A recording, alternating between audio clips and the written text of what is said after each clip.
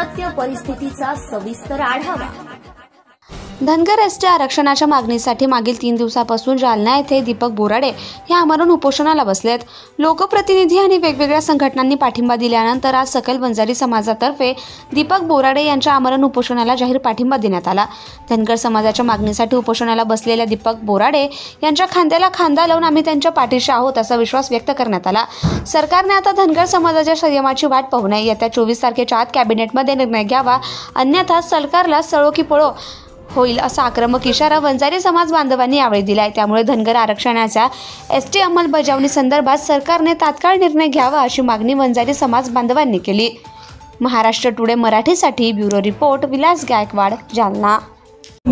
तुम्ही आज वंजारी समाजाच्या वतीने दीपक बोराडे यांना पाठिंबा दिलाय, काय तुमची भूमिका आहे? आज जालना जिल्हा वंजारी समाजाच्या वतीने धनगर समाजाचं नेतृत्व दीपक बोराडे हे गेल्या 2 दिवसापासून उपोषणाला बसले आहेत। सकळ वंजारी समाजाच्या वतीने आणि ओबीसीच्या वतीने आम्ही त्यांना एसटी आरक्षण देण्यासाठी संपूर्ण आमच्या वतीने आम्ही पाठिंबा त्यांना दिलेला आहे आणि ह्या जिल्ह्यातले तमाम बहुजन आणि ओबीसी त्यांच्या पाठीशी आम्ही खंबीरपणे उभे आहोत। त्यांच्या खांद्याला खांदा राहणार 100 धनगर समाजाचा जो लढा आहे तो आता आक्रमक चालल्याचं चित्र खरं म्हणजे त्यांनाही वाटतंय हैदराबाद गॅजेटप्रमाणे मराठा समाजाला आरक्षण दिल्यानंतर गॅजेटमध्ये बंजारा, धनगर, वंजारी हे सुद्धा गॅजेटमध्ये आहेत।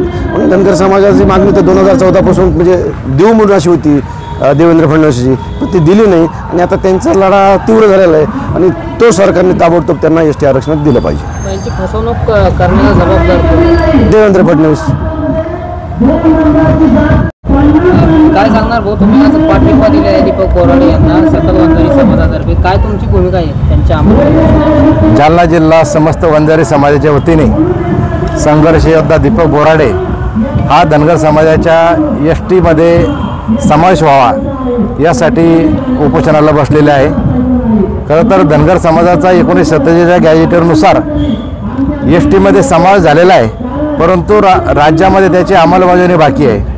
म्हणून आम्ही जालना जिल्ह्यातील संपूर्ण वंजारी समाजाने आज त्यांना पाठिंबा दिला आणि मी स्वतः सोमवारी सन्माननीय अर्जुनराव खोतकर साहेब व आम्ही देवेंद्रजी फडणवीस, एकनाथरावजी शिंदे, अजितदादा पवार यांची भेट घेऊन संपूर्ण धनगर समाजाला एसटीमध्ये समावेश करून ही अंमलबजावणी करण्यासाठी तात्काळ मंत्रिमंडळाची बैठक घ्यावी व हा अहवाल केंद्र सरकारकडे सादर करावा याबाबत पाठपुरावा करणार आहे।